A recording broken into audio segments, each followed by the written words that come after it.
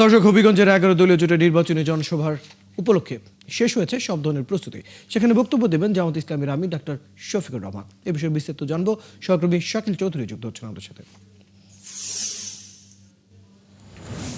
শাকিল চৌধুরী, জনসভা উপলক্ষে নেতাকর্মীদের প্রস্তুতি কেমন দেখছেন, সর্বশেষ খবর জানাবেন।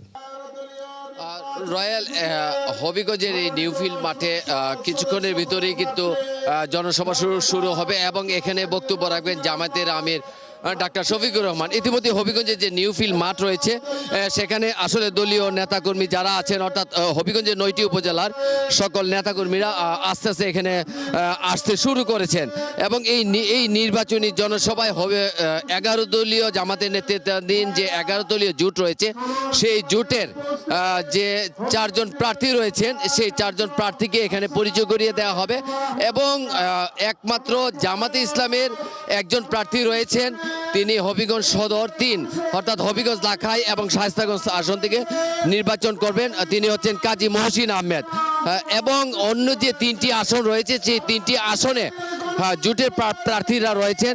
হবিগঞ্জ 1 আসনে নির্বাচনে অংশগ্রহণ করছেন জোটের প্রার্থী সিরাজুল ইসলাম মিরপুরি এবং হবিগঞ্জ 2-এ মাওলানা আব্দুল বাসিত আজাদ এবং হবিগঞ্জ 4-এ ডক্টর আহমেদ আব্দুল কাদের বাংলাদেশ খেলাফত মজলিস। তা এই হচ্ছে জোটের এইখানকার যারা প্রার্থী রয়েছেন এবং ডক্টর শফিকুর রহমান কিছুক্ষণের মধ্যেই হবিগঞ্জের নিউ ফিল্ডে নির্বাচনী জনসভায় বক্তব্য রাখবেন। ইতিমধ্যে স্থানীয় নেতৃবৃন্দ যারা আছেন তারা বক্তব্য রাখছেন। এখন এই নির্বাচনী জনসভা শেষে ধন্যবাদ শাকিল চৌধুরী খবরগুলো রাখার জন্য। খবর আপনি আরো রাখতে থাকুন, প্রয়োজনে আবার আপনার সাথে আমরা যুক্ত হবো। দর্শক, আমাদের সাথে আমাদের সহকর্মী শাকিল চৌধুরী যুক্ত ছিল হবিগঞ্জ থেকে। সেখানকার 11 দলীয় জোটের নির্বাচনী জনসভার সর্বশেষ খবর আমাদেরকে জানাচ্ছিলেন।